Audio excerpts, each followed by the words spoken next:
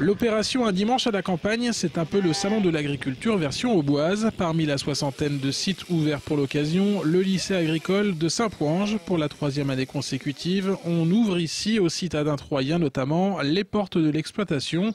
Le projet est porté par 3 étudiants de l'établissement. Le but principal, c'est de faire découvrir le monde agricole à un public assez large, à savoir qu'on est assez proche de Troyes et donc attirer le plus de monde possible pour qu'une famille passe un bon moment, vienne découvrir notre exploitation, notre lycée et le monde agricole. Parmi les visiteurs d'un jour, beaucoup d'enfants intéressés notamment par les poneys ou la tonte des moutons effectuée par les lycéens eux-mêmes. Les plus grands privilégient, eux, les stands dédiés aux produits locaux. On est venu surtout pour les enfants. J'étais déjà venu l'année dernière et qu'on avait déjà trouvé ça très intéressant.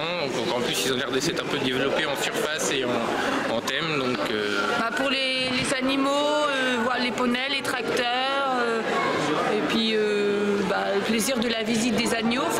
Parce que c'est intéressant, c'est ludique pour les enfants.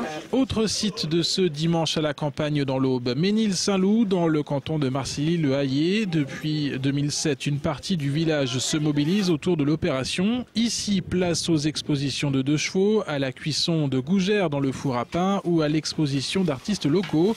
L'envie est de montrer que la créativité a toute sa place, même dans le monde rural. C'était d'inciter les gens à oser montrer ce qu'ils savaient faire et de dire aux gens qu'à la campagne, on avait tout ce savoir-faire-là et qu'on était prêt à le faire partager, histoire de découvrir notre village et ce qu'on y faisait de bien et de sympathique. C'est sympathique, surtout avec les enfants.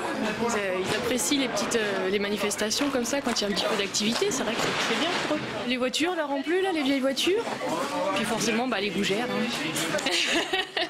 Malgré les efforts de préparation, vent frais et temps gris ont eu raison cette année d'une grande partie du public attendu. Cela n'a pas empêché les 300 acteurs du monde agricole participant à l'opération de montrer leur passion pour leur campagne.